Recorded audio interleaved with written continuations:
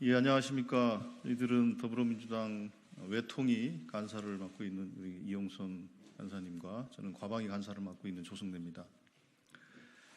최근 한일 간의 핵심적인 쟁점으로 부각되고 있는 라인 야후 문제와 관련해서 저희들의 입장을 밝히고자 이 자리에 섰습니다.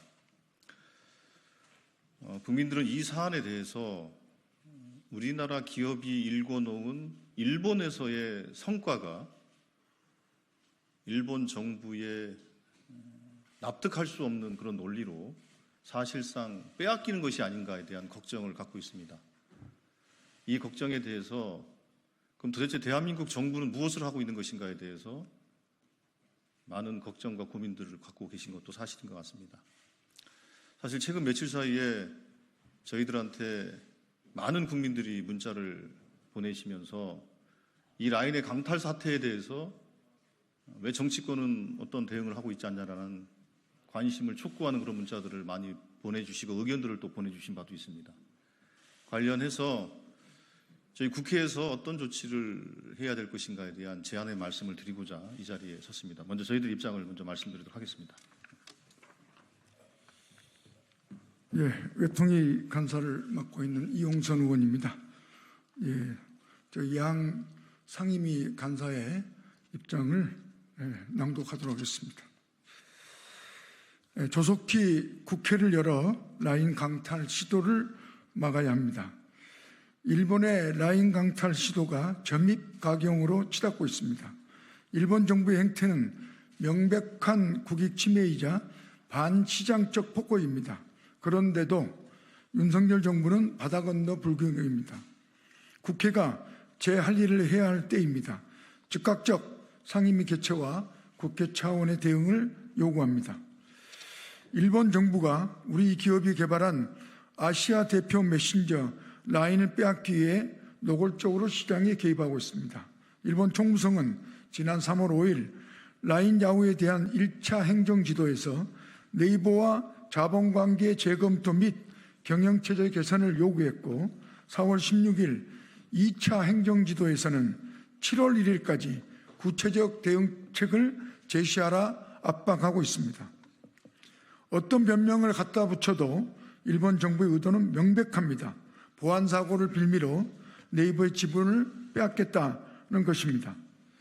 우리나라에 들어와 있는 외자 기업에 보안 사고가 한 번 났다고 그 기업들로 지분 빼고 나가라고 한다면 누가 그걸 받아들이고 상식적이라고 하겠습니까? 일본 정부는 반시장적 폭거를 즉각 중단해야 합니다. 이럴 때일수록 우리 정부가 확고한 중심을 잡아야 합니다. 그러나 윤석열 정부는 애의 무능력, 무대책, 무책임만 반복하고 있습니다. 지난 금요일에야 뒤늦게 단호히 반대하고 대응하겠다고 입장을 밝힌 바 있습니다. 하지만 그 내용을 들여다보면 변명만 가득하고 네이버의 모든 책임을 넘기고 있습니다. 도대체 무엇이 단호한 대응인지 국민은 어리둥절하기만 합니다. 사상 초유의 라인 강탈 시도는 윤석열 정부의 대일 굴욕 외교가 얼마나 무서운 대가를 가져오는지 뼈아픈 교훈을 주고 있습니다. 윤석열 정부는 더 이상 눈 가리고 아웅하지 말고 이번 사태를 양국 간 중대 외교 사안으로 격상시켜 적극 대응해야 합니다. 하다 우리 기업이 키운 아시아 대표 메신저마저 일본에 빼앗기는 눈 뜨고 코 베이는 정부를 국민은 더 이상 용납할 수 없을 것입니다. 손 놓고 있는 정부를 대신해 지난 9일 한국 의원단이 누카가 후쿠시로 중의원 의장 등 일본 의회 관계자들을 만났습니다. 이 자리에서 일본 의원들은 민간의 일은 민간에서 해결한다는 원칙을 갖고 있다고 말했습니다. 일본 의회는 이 원칙이 지켜질 수 있도록 자국 정부의 실질적인 조치를 이끌어내야 할 것입니다.